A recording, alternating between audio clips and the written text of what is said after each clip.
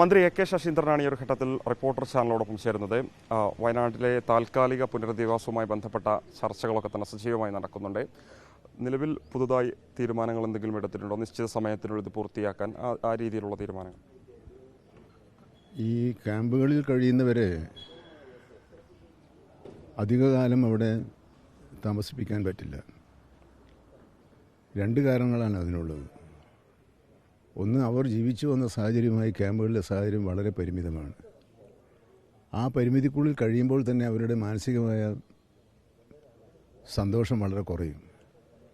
അപ്പോൾ അതുകൊണ്ട് അടിയന്തരമായും അവരെ സാധാരണ ജീവിതത്തിലേക്ക് കൊണ്ടുവരണമെങ്കിൽ അവർക്ക് സാധാരണ ജീവിതം നയിക്കാനുള്ള സാഹചര്യങ്ങൾ ഒരുക്കി കൊടുക്കണം.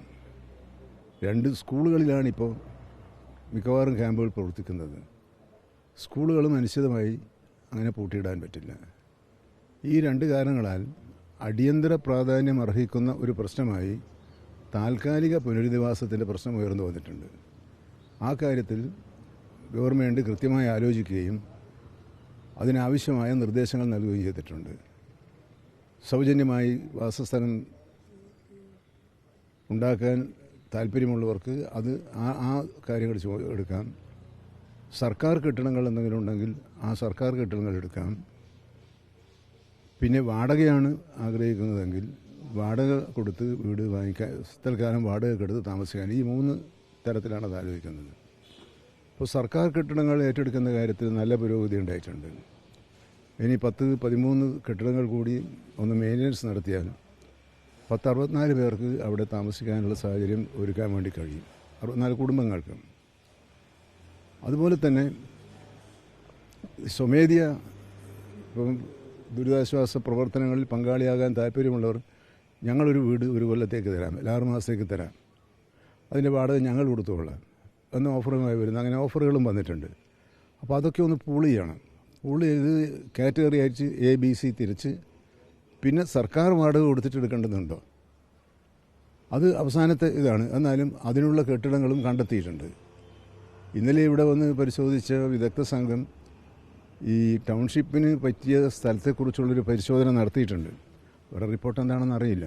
അപ്പോൾ സാധാരണ കേരളത്തിലോ ഇന്ത്യയിലോ ഇതുവരെ കണ്ടിട്ടില്ലാത്ത വിധത്തിലുള്ള വേഗതയേറിയ പ്രവർത്തനങ്ങളാണ് പുനരധിവാസവുമായി ബന്ധപ്പെട്ട് ഇവിടെ നടത്തിക്കൊണ്ടിരിക്കുന്നത്.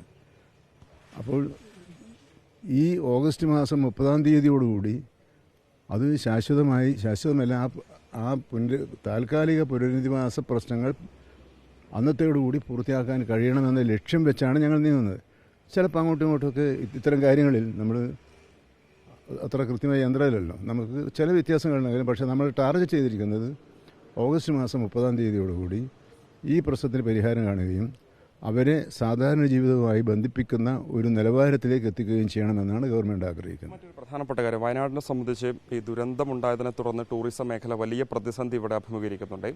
അക്കാര്യത്തിൽ മറ്റു മേഖലകളിലൊക്കെ തന്നെ സന്ദർശകരെ അനുവദിക്കാനുള്ളൊരു തീരുമാനം എടുത്തിട്ടുണ്ടോ? വയനാടിൻ്റെ ടൂറിസം പ്രതിസന്ധിയുമായി ബന്ധപ്പെട്ട് നിലവിൽ സർക്കാർ എടുത്തൊരു തീരുമാനം എന്താണ്, ഒരു ടേക്ക് എന്താണ്? അല്ല, ടൂറിസം മേഖലയെ തടഞ്ഞാൽ, പൂർണ്ണമായും നിരോധിച്ചാൽ അത് വയനാടിൻ്റെ സമ്പദ്ഘടനയെയും ജീവിതത്തെയും സാരമായി ബാധിക്കും. എന്നാൽ അനിയന്ത്രിതമായി അത് വേണമോ എന്നൊരു ചോദ്യം ഈ പശ്ചാത്തലത്തിൽ ഉയർന്നു വന്നിട്ടുണ്ട്. ആ ചോദ്യത്തിനും തൃപ്തികരമായ ഉത്തരം നമ്മൾ കണ്ടുപിടിക്കണം. കാരണം ആ ചോദ്യം ഒരു ദുർബലമായ ചോദ്യമല്ല, പ്രസക്തിയുള്ളൊരു ചോദ്യമാണ്. അപ്പോൾ ആ ചോദ്യത്തിന് ഉത്തരം കണ്ടുപിടിക്കണം. ബഹുമാനപ്പെട്ട ഹൈക്കോടതി ഇവിടെ ടൂറിസം മേഖലകളിൽ സന്ദർശകരെ കാണാൻ അനുവദിക്കുന്നത് വിലക്കിയിട്ടുണ്ട്. അപ്പോൾ അത് ഗവൺമെൻറ്റിൻ്റെ ഭാഗത്ത് ഒരു എഫിഡവിറ്റ് സമർപ്പിച്ച് അത് പെട്ടെന്ന് ആ കാര്യത്തിൽ ഒരു തീർപ്പുണ്ടാകുന്ന വിധത്തിലുള്ള കാര്യങ്ങൾ ചെയ്യണം. ഇന്നലെ അഫിഡവിറ്റ് സമർപ്പിക്കുന്നതിനുള്ള നടപടികൾ സ്വീകരിച്ചു കഴിഞ്ഞിട്ടുണ്ട്. പെട്ടെന്ന് തന്നെ കോടതി ഇത് കേൾക്കണമെന്നുള്ള നിലയിൽ AGയുമായി ബന്ധപ്പെട്ട് ആ പ്രശ്നത്തിന് പരിഹാരം ഉണ്ടാക്കാൻ കഴിയും. പക്ഷേ ബഹുമാനപ്പെട്ട ഹൈക്കോടതി ആ കാര്യത്തിൽ ചില നിബന്ധനകൾ പറയുമെന്നാണ് കരുതുന്നത്. അത് ഞങ്ങൾ കൊടുത്ത അഫിഡവിറ്റിലും അവരുടെ ഉപദേശം സ്വീകരിച്ച് ചില ഉപാധികൾ നമ്മൾ സ്വീകരിക്കാമെന്ന് പറഞ്ഞിട്ടുണ്ട്. അനിയന്ത്രിതമായി ആളുകളെ പ്രവേശിപ്പിക്കുന്നത് ഇനി വയനാടിന് ദോഷമാണ് ചെയ്യുക.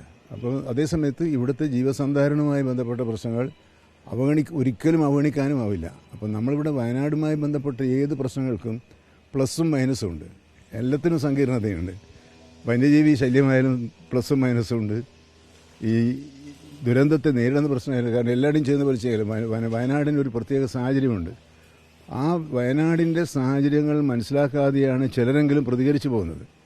അതിൽ ഞങ്ങൾക്ക് വിഷമമുണ്ട്. എന്നാലും അതൊന്നും നോക്കി നിൽക്കാതെ നിശ്ചയദാർഢ്യത്തോടുകൂടി ഈ പ്രശ്നത്തിന് പരിഹാരം കണ്ടുകൊണ്ട് ലോകത്തിന് മാതൃക ആക്കാൻ കഴിയുന്ന ഒരു പ്രവർത്തനമാക്കി ഇതിനെ മാറ്റണമെന്നാണ് ഞങ്ങൾ ആഗ്രഹിക്കുന്നത്. മറ്റൊരു കാര്യം, മറ്റൊരു സംഭവമാണ്. അതായത് ശിരൂരിൽ അർജുന് വേണ്ടിയുള്ള തിരച്ചിൽ നമുക്കറിയാം ഒരു ഘട്ടത്തിൽ നിർത്തിവെച്ചിരുന്നു. ഇന്ന് വീണ്ടും കർണാടക ഇനിഷ്യേറ്റീവ് എടുത്തുകൊണ്ട് നാവികസേന അവിടെ തിരച്ചിൽ ആരംഭിച്ചിട്ടുണ്ട്. അതിനെങ്ങനെയാണ് സംസ്ഥാന സർക്കാർ നോക്കിക്കാണുന്നത്? വിശേഷം ആ ഒരു ഞാൻ ബഹുമാനപ്പെട്ട കർണാടക മുഖ്യമന്ത്രിയെ ബാംഗ്ലൂരിൽ വെച്ച് കണ്ടിരുന്നു. കാരണം അവിടെ ഒരു അന്തർദേശീയ സെമിനാറിൽ വന്യജീവി സംഘർഷവുമായി ബന്ധപ്പെട്ട സെമിനാറിൽ പങ്കെടുക്കാൻ പോയപ്പോൾ മുഖ്യമന്ത്രി ഉപമുഖ്യമന്ത്രിയാണ്. അപ്പോൾ അവരെന്നോട് അന്നേരം പറഞ്ഞത്, മാധ്യമങ്ങളോടും പറഞ്ഞത്, തെരച്ചിൽ നിർത്തിയിട്ടില്ല, അനുകൂല സാഹചര്യം ഉണ്ടായാൽ തെരച്ചിൽ തുടരുമെന്ന് തന്നെയാണ് പറഞ്ഞത്.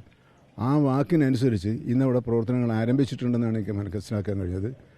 കാർവാർ ജില്ലാ കളക്ടറുമായി ഞാൻ ബന്ധപ്പെട്ടിട്ടുണ്ട്. ഇന്ന് അതിനുള്ള ഒരുക്കങ്ങൾ നടത്തി കഴിഞ്ഞു എന്നാണ് ഒരു മണിക്കൂർ മുമ്പേ പറഞ്ഞത്. ഇപ്പോൾ അത് ആരംഭിച്ചിട്ടുണ്ടാകുമെന്ന് ഞാൻ കരുതുന്നു. അത് പടിയിലുള്ള തിരച്ചിലിനെ നമുക്ക് പ്രതീക്ഷിക്കാമോ ഒരു മേഖല?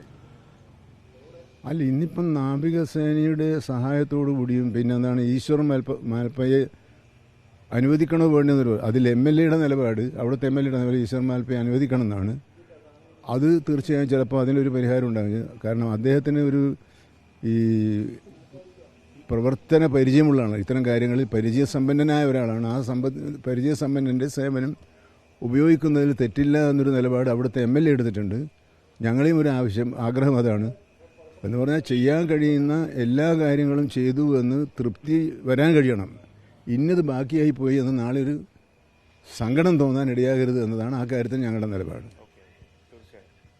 വയനാട്ടിലെ താൽക്കാലിക പുനരധിവാസവുമായി ബന്ധപ്പെട്ട നടപടികളൊക്കെ തന്നെ വളരെ വേഗത്തിൽ പൂർത്തിയാക്കുമെന്നുള്ളതാണ് ഇവിടെ ക്യാമ്പ് ചെയ്തുകൊണ്ട് പ്രവർത്തനങ്ങൾ ഏകോപിക്കുന്ന മന്ത്രിയായ AK ശശീന്ദ്രൻ നമ്മളോട് വ്യക്തമാക്കിയിരിക്കുന്നത്. അതോടൊപ്പം തന്നെ ശിരൂരിൽ വീണ്ടും തിരച്ചിൽ പുനരാരംഭിക്കുന്നതിൽ വലിയ പ്രതീക്ഷയുണ്ട്. പഴയപടി പോലെയുള്ള തിരച്ചിലുകളൊക്കെ തന്നെ വീണ്ടും ഉണ്ടാകുമെന്ന പ്രതീക്ഷ തന്നെയാണ് സംസ്ഥാന സർക്കാരിനുള്ളത് എന്നും അദ്ദേഹം വ്യക്തമാക്കുന്നുണ്ട്. വീഡിയോ ജേർണലിസ്റ്റ് ഉണ്ണി തുവൂരിനൊപ്പം reporter Mubashir P Akbar, in reporter, Wayanad.